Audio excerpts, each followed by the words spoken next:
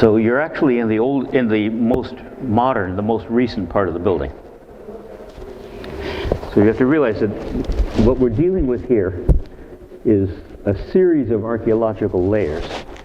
The reason this church is known as Chora, or fields, takes it back to pre-Justinianic days. Because what it means is it's outside the walls. It's in the fields. The Romans will know it's like fuori le mura. Same kind of sense. In Rome, the churches that are supposedly outside the walls. Then the Theodosian wall was built. It's just over there. So it was inside. But all through the Byzantine period, this was not a highly developed area. There were gardens, market gardens, and fields and so on out there. So this is a remote place. Right? It's a kind of retreat. We don't know how early there were monks here, but there was a monastery associated with this very early on. And as happens with religious language, Chora started to take on connotations. So it didn't just refer to the simply practical being out in the fields. It started to mean that metaphorical things like, so we'll see the iconography, the entrance icon is called Christ of the Fields, meaning the field of the living, right? Like Christ is our gardener. Building went through various stages. When we go into the main church, which is here, what we get is a developed version of the Middle Byzantine church. We'll see that when we're in there. And there are only 2 or 3 of these left in Istanbul, so it's well worth seeing. That's already a renovation of the 12th century, and we'll see some of the patrons. They're memorialized in the iconography of that renovation. And then we come to the period 1310 to 1321, and the person who's really the key to what you're encountering here, his name was Theodore Metachites. You're going to see he put his image here. Also, his grave is right there. And he was, at the time, during that period that I spoke of, the second or third most significant person in the Byzantine Empire. By the time this was completed, he was the Grand Logothete, which meant the prime minister. But he was a theologian, he was a poet, he was an astronomer, he was a diplomat and a statesman, and perhaps most important of all, he was Secretary of the Treasury. Right, so as is the way in Orthodoxy, it's hard to say how much of what went into this is his private money and how much is public money. Right, we've all had that experience. But Theodore's development was to take that 12th century church, which wasn't in very good shape in his day, right, it had been kind of neglected. And remember text and gloss? Yesterday we talked about text and gloss. Well, what he did was gloss the church. The point that I'm making here is that even the architecture is part of the iconography. That architecture too is iconological because it creates a frame within which liturgy happens. So the point of putting iconography into architecture is to gloss that architectural gloss that is telling you where in the liturgy you are, what you're doing there, what the meaning of it all is going to be. And so it's all layers upon layers of glossing and interpretation. So Theodore totally rebuilt this isonarthex, the inner narthex, and then wrapped the building. You notice that? You see how irregular it is? And you can see that outside too. You look at this building, and you're kind of used to the thought that Byzantine buildings are very symmetrical, very even. This building isn't. It's totally lopsided. There's a dome right here, you see, off to one side. There's this part. This is the part we're standing in right now. Right? It's called a paraklesion. Paraklesion is a funerary chapel. It's an added chapel to be a funerary chapel. It was quite common to add them to these patronal churches. What they're creating is elaborate sepulchres for themselves. Right? Why? Because theologically speaking, the ultimate symbol in our life of eschatology is death. Right? In good Orthodox fashion, it's also birth. Right? In that we have incarnation, we come into the world, and then death, we enter into the ultimate world.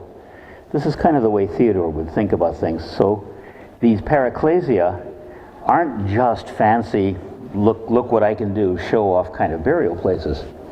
They're liminal spaces. They are the moment, they mark the moment of transition. Right? And then he decorated the whole thing with iconography. And it's really quite fascinating because in the narthexes, and certainly in the main church, although it's all gone now, the iconography is in mosaic. Right? This is the last part to be done, this paraecclesia, and you can see it's done in fresco. Now, a materialist or a Marxist might say, well, you know, that's because he was running out of money. Right? Mosaic's really expensive. This is not in terms of paying for the arts. But that's not the reason. It's really using medium as part of the iconology. So you want the glittering glory of mosaic when you're dealing with the gospel story and so on. But death is a more somber affair. Right? And therefore you have the greater somberness of fresco.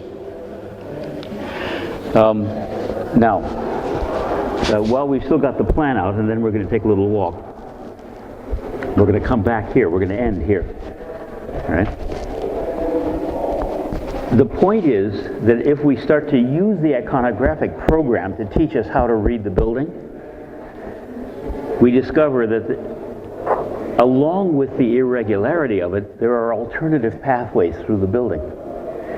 There are several layers of meaning in the program, and we can follow one thread, or we can follow another thread, or we can follow another thread, and depending on which one we follow, we take different itineraries through the building, and we end up using the building for alternate purposes.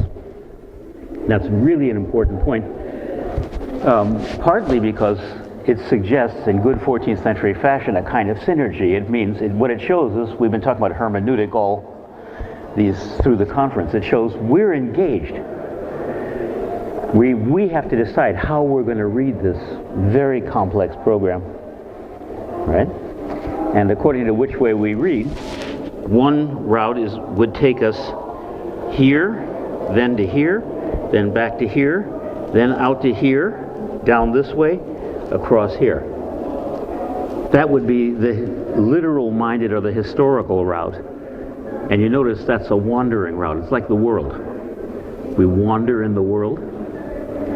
A second route, which I'll show you when we get there, would take us here, and instead of going straight into church, would lead us this way for purposes of repentance and penance. So literal-mindedness, we wander all around. Repentance, we are goal-directed, but you see what the goal is? It leads us through. This passageway was opened up by Theodore, and therefore repentance leads us to contemplation on our own death here in the Paraecclesion. The third path is sacramental, is Eucharistic, and that would lead us straight through, on the straight axis, right into the main church for the purposes of the liturgy and the Eucharist. So we'll go to the west door that one would come in and start talking there. But when we get to the end of this hall, I'm going to stop for a minute and show you some things about architecture that are very significant for Byzantium. I just wanted to use this wall to help you understand some of the realities of Byzantine architecture. And this is a rather important point. We always, if you've taken art history courses, you have talked about architecture all the wrong ways. Art history courses talk about style and design. They talk about the look of the building. Style and design is the end product. It's what you get. But a building is a machine, right? A building, the first job of a building is to stand up and not fall down. Byzantine buildings had a lot of trouble with that in any case because we're standing on top of an earthquake waiting to happen, right? But buildings in the Middle Ages, by and large, with the one big exception of Hagia Sophia, and it was a mistake, were not designed by architects. They were built by builders. And modern architectural archaeologists, great ones like Robert Ousterhout, have started to realize this, and we're now approaching architecture from inside the mind of the builder, right? These buildings, by the way, were laid out just the way you learned to do geometry in grade 10. They were laid out with protractor and string, right? That's how ground plans were created. I've been with historical architects, and we've done it. We've laid out these buildings. It's amazing. Structural strength depends on knowledge of materials. And again, that's the job of the master builder, not the job of some ivory tower intellectual who doesn't know anything at all about tensile strength and material strength and so on. The astonishing possibility, everybody knows that the look of a Byzantine building is determined by these alternating courses of usually more dressed than this, dressed stone, ashlar, and then brick. Right? And by the way, the bricks still have the dimensions of Roman brick. This is preserved in Byzantium, so they're still using Roman-style bricks. You can see them. They're long and skinny. That's rather important. We'll see why. Then you get up to a high level, the level of arches and vaults, and it's all brick. And you think, my goodness, how in the world do you do that, right? When I try to do that with my Lego blocks, it all collapses and falls in. It's because of the mortar. You see how thick the mortar courses are? They're thicker than the bricks. And in modern bricklaying, that would be a major no-no. Your building would fall down, right? Because modern mortar is chintzy. This mortar is almost like Parisian plaster. It's rock hard. It's harder than stone. And so it's the mortar that's actually holding these buildings up. And because of that, you can use brick, right, as a binding medium to hold stones together, courses of stone together. In the West, when you go into a medieval Gothic cathedral, they had to be exceedingly careful that the courses were exactly right, that you can follow the line of the course. And if they didn't do it right, if they didn't cut the stone right and get the coursing right, the building's going to fall down. Here, they don't care. These buildings can go up very quickly because you don't have to lay each stone, each brick exactly. The mortar is what's holding it together, right? It's harder than the brick. The mortar has ground up brick in it. It was unique to Byzantium. And it means you can use brick for curvilinear surfaces like this, which in modern architecture you just can't do. And so you see, it's all, very cheap materials. The expense here was in the labor, right? And that's fine because they expect to cover it up. It's all going to be covered over, right? And if it's a big project, they'll just simply cover it with a layer of plaster or gesso and set mosaics into it. Or, as in the case of fresco, they'll cover the underplaster with a fine plaster and put fresco paintings on it. So you don't care that it's just a bunch of bricks underneath. You can see that even in the rough cutting of the stone.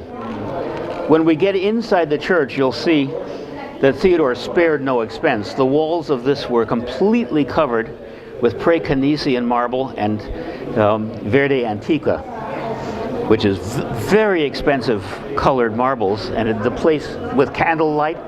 Again, you have to think about light in Byzantium. We've got these electric lights on, giving us this uniform glow.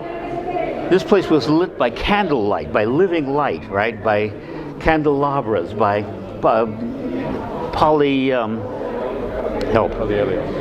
polyhelios.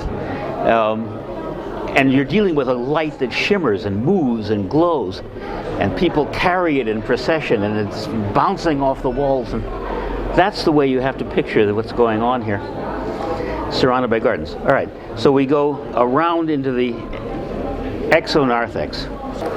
All right, so this then is the ceremonial entrance, the basic entrance. So picture a big atrium out there, and fields and garden culture and so on. And so you've been walking through the literal fields, the fields that nourish you and sustain you and provide your bread and so on. And you walk in here, and the first thing that catches your eye, right, is Christ of the Chora, of the Chora, right, of the living, of those who are alive. And so this is the thematic marker. This is, so to speak, whichever of the choices you're going to make, whichever itinerary of the church you're going to take, this is the eschaton here, the meaning of everything, the reason for taking any of those itineraries. That was, of course, before tourism, right? And you see, it's the Pantocrator doing his usual thing. Now, it takes a little bit of realization. In fact, it takes commitment on your part to turn around and realize that we've got a flanking structure. You are in the midst of Christ and Christ and the Mother of God, also labeled as of the fields, as of the Chora, which makes the pairing very clear.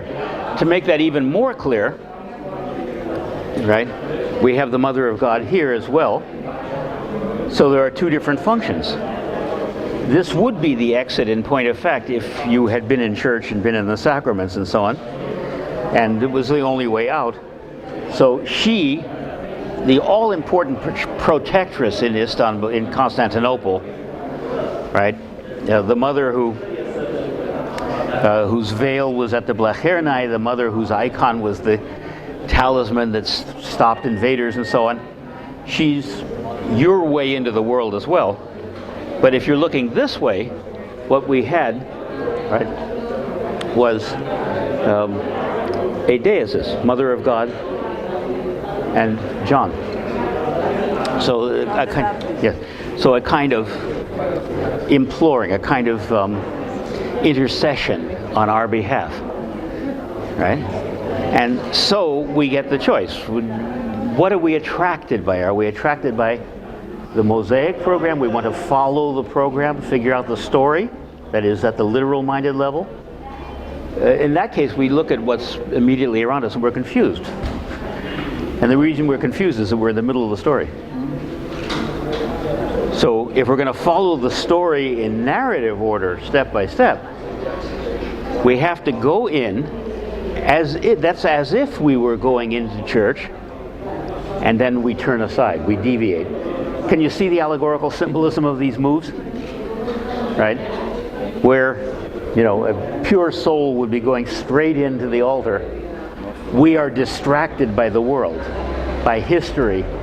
We're called aside to see the literal-minded. So that's one possible itinerary. So, and even in here, not only are we distracted, but the pathway is confusing, because it depends on where you want to start the story. If you want to start the story with the New Testament, remember that in this case the New Testament includes the proto-evangelion of James, because this part is all about the life of Mary, the young life of Mary, which of course in the Orthodox calendar is a major celebration. There are two feasts that come from the proto-evangelion. Then we would start there, but that's not in fact where the story begins. It begins in this dome here. So we have two domes here. They still aren't symmetrical unless you see them as the markers of the isonarthex. That is, the end of the isonarthex is there and there. Whoops, but there's a door there with another room. Now, as I said, that was opened up by Theodore Metachides. This isonarthex was here. He refurbished it, right? And by the way, there he is up there. So he's looking down on us, talking, admiring his work. I'm quite certain he's very pleased, because at the end of his life, there was a change of dynasty. He lost his job as prime minister. He was exiled for a while. Finally allowed to come back to Constantinople, but only on condition that he enter a monastery. And in fact, he entered this monastery, died here and was buried here, right? And in one of his last writings, he says, "What does it matter? The world will remember me because of this." Right? What year was that? When did he die? It's in the 40s. Do you remember, Father Bob? No, it's in the 40s. Which one is his face? Which is his face? He's the guy kneeling at the feet of Christ. Oh, I see. Okay. Wearing his uniform. Okay. His court uniform. Now, the story actually, so you see how it's all designed to make you a little bit confused and you've got to figure it out. But the story begins with the ancestors of Christ starting from Adam in this dome. Right? Now, if you're going to start from Adam, that's of course the ancestry of Christ according to Luke. And you get, it's a dome of 16. So you get 16 ancestors there. Now that's the number of the prophets.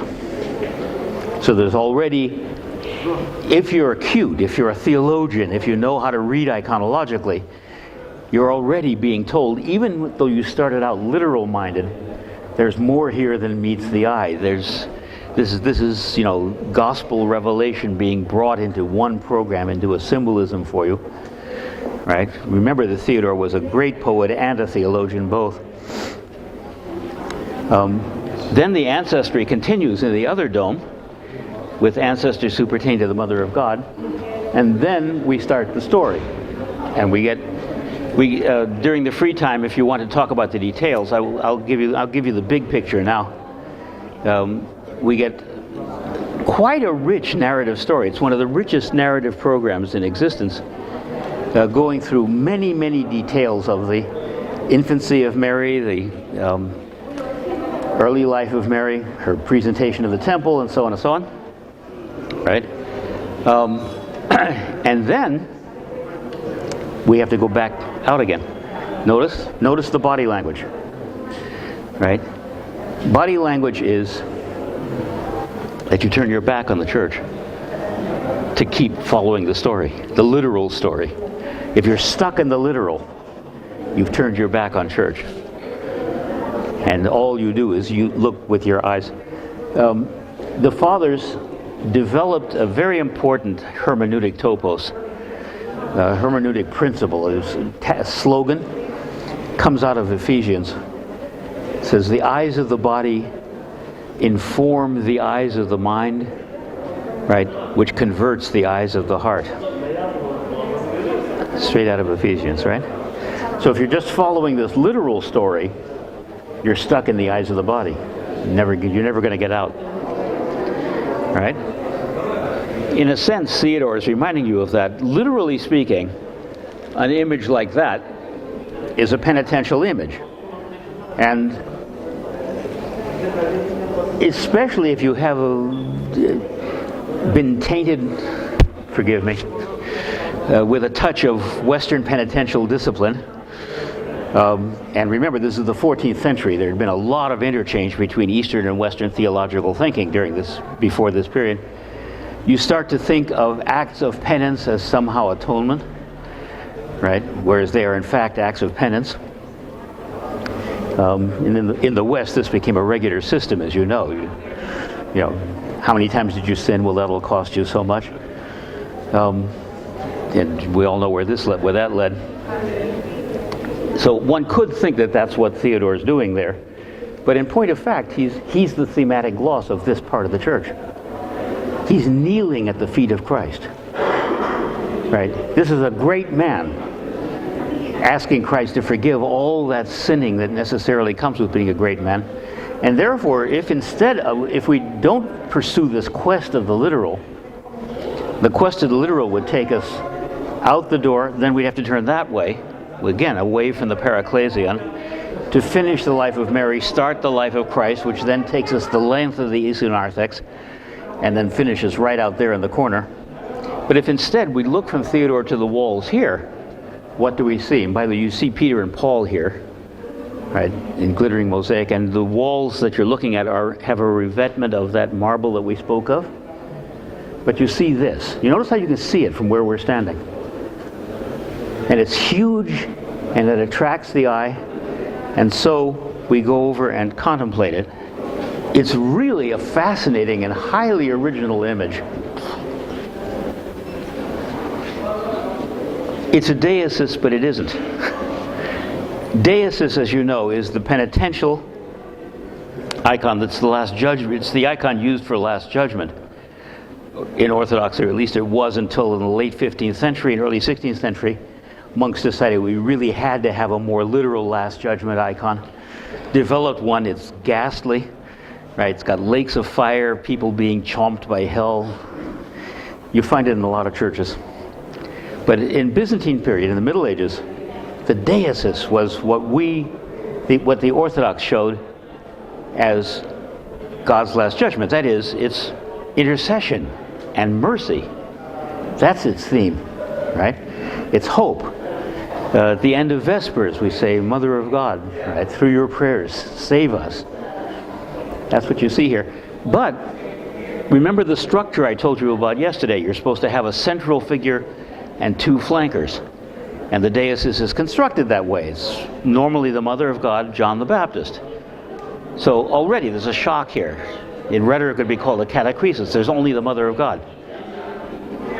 And that creates a pairing, a kind of intercessory penitential pairing between Christ and his mother that we're going to see is everywhere. It's a motif of the building. It's just everywhere throughout the building, this pairing. Right? And therefore, the point Theodore is making is, don't get stuck in the literal beauty and the worldly beauty of what I've created here. Penance is the thing. And so that's why these figures are so enormous. The two are 12th century founders, right? So it's an act of pious reverence to put the founders of a church, images of the founders of a church. This is the nun Melania, the lady of the Mongols, right? There's just been, in the latest Cahiers Archéologiques, there's a big revisionary feminist thesis about this place based on Melania. Anybody see anything really striking about that Christ?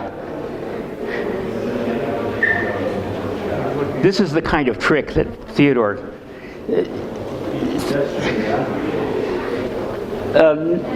not bad. Looking at us and not looking at his mother. Right? That's not uncommon. It's little details like this, by the way, that absolutely prove that some intellectual had a big hand in this. Theodore was certainly the programmer here. It's the attribute. He's missing an attribute. So his right hand is doing the usual thing. He's giving the blessing with his name. But he's not holding the book. He's holding his robe. A rather human gesture, almost. Right? So, first of all, it makes you think. It makes you look. It's not the same old, same old. But secondly, it makes the point that this is not just the awesome God, but also one who was incarnate. And so, through penance, right, we are tempted to go and contemplate our mortality, which means we go through Theodore's new entrance into the Paraclesion. Or, if our penance led us to confession, we can go to the liturgy. We'll go in there first. Remember, you're in the 12th century church now, but as reworked by Theodore. So you get a pretty good idea of the richness of the revetment, and you can see the green is the Verde Antica. It's super expensive stuff, but Praecanesian marble here. It only comes from one place near Florence, And again, it's super expensive, but it's what you use if money is no object. And there's the red marble too. Now, you can see the system of the 12th century church here quite clearly. The way it worked was to have not a long hallway, which was typical of the early Christian church and of most Christian churches. It's called a basilica plan. We'll talk about it in Hagia Sophia. There were lots of basilicas. There's one left in Istanbul. That's St. John of the Studian, right? It's just a ruin. But roughly in the period after iconoclasm, this kind of central planning developed, in which the nave becomes essentially square. You get arms so that the church has a cross plan, and then you enclose that in another square, which makes it what's called double-shelled, right? So from the outside, you can't see this roof structure. It looks like a square outside. That's why it's called double-walled. But that means that inside, the nave space is dominated by a dome. This one's relatively skinny, high dome, but it is on what's called a drum. You see that? And the drum's been given a certain amount of interest by that scooping, so it's not just a straight circle. It's a nice thing. And then the sanctuary area was covered by a half dome, right? That's from early Christian times. That's called an apse. Right? And the trick is how to move from the square shape of the nave at our level to something that'll support a circle, which is, by the way, a geometric problem as well. And so you get these various kinds of arrangements for getting across the corner. This is the most elegant of those arrangements. It's called a pendentive. And a pendentive is a spherical triangle. You see, because what's actually created when you put a circle on top of a square is a spherical triangle. And so the pendentive fills that in. There are simpler and cheaper ways, like throwing braces across and so on. But the nice thing about this is that it gave all kinds of zones for programming. So the pendentives were you'll see it in the Paraclesion. The pendentives are 4 zones. The drum is one zone, usually had the prophets in it. The dome is another zone, often had the Pantocrator in it, because Christ is the head and we are the body down here. And then saints on the walls and so on. What went into the pendentive spaces was very commonly the calendar of feasts. By the 14th century, by the time of Theodore, there would have been not an iconostasis yet, but a templon, and probably with a beam showing the feast of the year thrown across, 12 or 16, right? One or the other. But it would have been quite open. It's not a screen iconostasis yet. Would the altar have been in the apse, or would it have been further out? No, the altar would be in the apse. The apse is a sanctuary area, and there's all kinds of canon law and so on that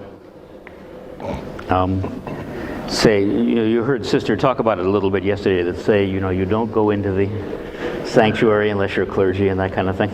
But I mean, at Hagia Sophia, the altar was not in the apse; it was out in the nave. Yes, but what they did effectively was extend the apse by a solea, so that it still had a sanctuary designation, so to speak.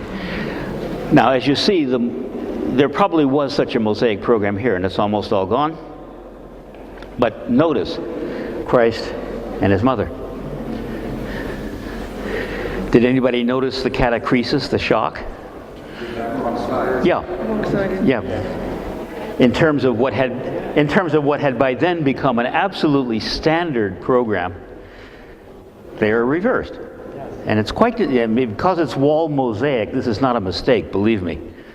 This was intended.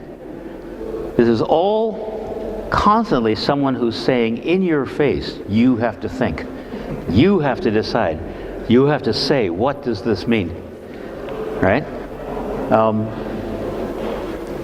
So the one remaining mosaic is of the liturgical cycle is this one, which is the koimesis, and it's in what was a pretty standard place for the koimesis, which was over the door, the exit door, so that you wouldn't see it during liturgy. During liturgy, you'd be seeing whatever was the apse mosaic, the dome mosaic in the apse.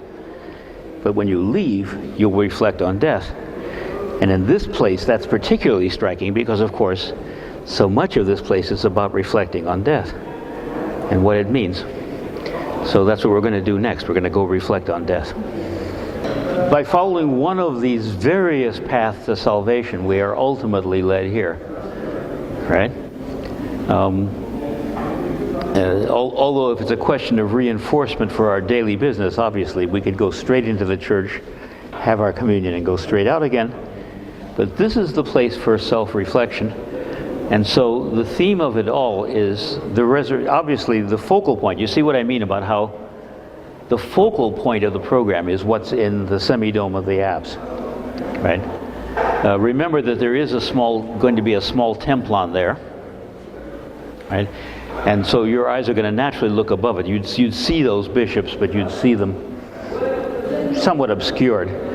Whereas the image of the resurrection, you can see in all of its fullness, especially because these beams weren't there in the Middle Ages. They're holding up the lights. So we can talk about that both first and last. First of all, it's quite unusual. Again, trust Theodore to be clever. There are three major recensions of the anastasis or resurrection in medieval iconography. The commonest recension has an active narrative Christ like that, striding, and he's pulling Adam by the hand out of hell while Eve prays with her hands folded, often with her hands veiled. A misleading feminist interpretation says, you see, this is monastic misogyny, that Eve is the greater sinner, so Adam gets pulled out first, and it's absolutely not true. If you look at it iconologically, they are a pair, Adam and Eve. God, the image of God in Genesis 1:26 is male and female, right? God created man and woman in his image, and what they're representing is the two ways to heaven. Adam is grasping Christ's hand, that's the active life, and Eve is praying. The veiled hands is the giveaway. She's in a posture of prayer, that's the contemplative life. And both of them are on their way to heaven. But this recension more dynamically says salvation is for everyone, for men and women, for all, the mother of all and the father of all. And so there are numerous examples of it, although it's not anything like as common as the other one. And the third recension is quite rare, and it's Christ floating above hell and showing his wounds. He's not holding anybody. And so that's a Eucharistic idea of the resurrection that's quite fascinating. But you don't see it very often. Not very often.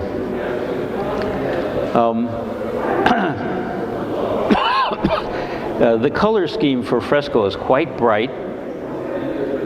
You notice how there's a certain apophatic quality to it. You notice how around Christ is the darkest part of the mandorla. So the light is becoming more light as it goes out into the world. I like that because, of course, I'm a hermeneuticist, and I think that, yes, the more the light spreads in the world, right, the more we are discovering about the light. But that, remember, is the climax. So the question is, what's the rest? So remember, we followed an itinerary into this place. So we have to look up to see what the place is telling us, and we make some very interesting discoveries, right? There's a series of saints here, and quite a significant series of saints, right? And then there's a dome up here. Now it's the Mother of God again, this time supported by angels, right? So her protection, such an important theme in Constantinople, helps protect even those who are here contemplating death. But what is it that's holding her up? Look at those pendentives. I told you the pendentives provide a zone for a group of 4, right? And so the group is thematic. Well, it's very, very interesting, this group. Remember Theodore Metakites was a poet? They are the 4 great hymnographers. Hymnographers, right? So there's Cosmos the hymnographer there. John of Damascus there.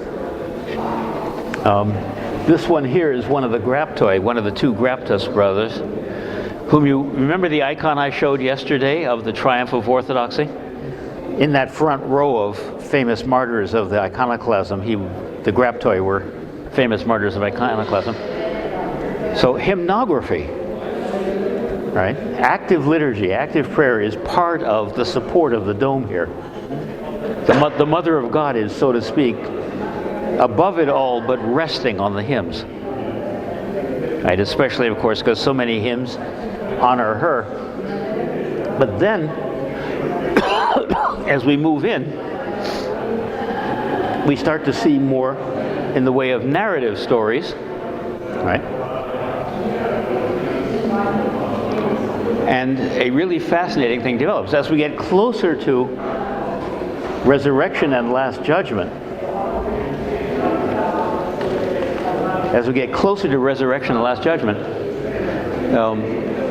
what's above us actually is the last judgment, starting here. And there is, by the way, a central axis of Christ running right down to this Christ. You can follow Christ right along on the central axis. But now what's above us is the entry to the last judgment. And this is the last judgment. Right? We're dealing here with a barrel vault. This is called a barrel vault, which is, just think of it as a whole bunch of arches strung along together. Right? Interestingly, it's a transverse barrel vault. So it's not leading the eye this way. You stop, it's a thing of itself. You stop and look at it because you're now standing within the last judgment. And there are a whole bunch of elements here to suggest this.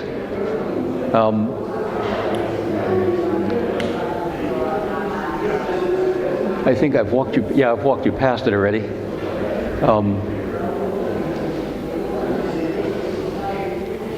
Particularly good on this side of this arch. Take a look as we go out. The souls held in the hands of God. Right? Rather a rare subject. Theodore knew his scriptures extremely well. Right? Or perhaps he had seen it in the West, where it's a much commoner subject. But there it is. But we also here, you see this checkerboard of 4 scenes. Those are the punishments of hell, right?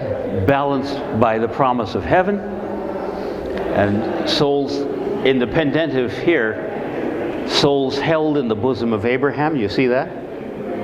Right? But here are the Jews carrying the Ark of the Covenant and so on. And again, one of Theodore's little literary tricks. You notice which way they're going? They've got their backs turned to the altar. They're going out. It's exactly like the heretics we saw in yesterday's iconography, who showed their heresy by turning their backs on conciliar unity. Right?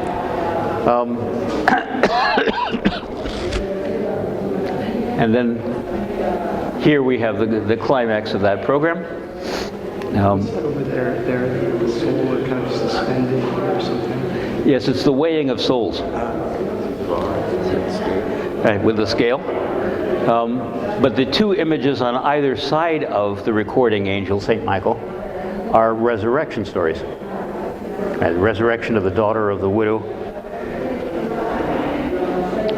So the whole thing, in sum, says, okay, yes, there's the last judgment, but our outlook on it can be basically positive if we keep ourselves oriented the right way.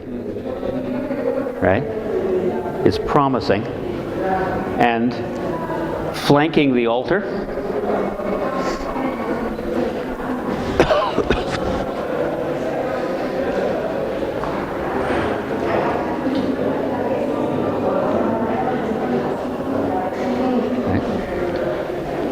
this business of fathers of the church who are bishops surrounding, con-celebrating with us, the iconography, the saints are con-celebrating with us. That's quite common in the late medieval period.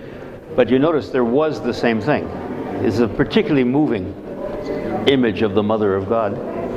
And there certainly was the parallel image of Christ. But once again, it's that same reversal of position that you saw before. So, in oversight, that's the big picture. And thank Theodore Metakites. Clearly a remarkable guy, but it's it's probably the best demonstration in all Byzantine art of the possibility of this kind of programming when it's done by a serious intellectual with lots of money to spend. In the center of the dome, you have a strange sort of circular image. Yes, that is the world. That is time being wrapped up. That's the end of the world. So the angel is. You can see it in Romania too. It's the folding up of the world. Neat, huh? Is this the first of this kind of an arrangement? You were saying that the Last Judgment was essentially a deicist before.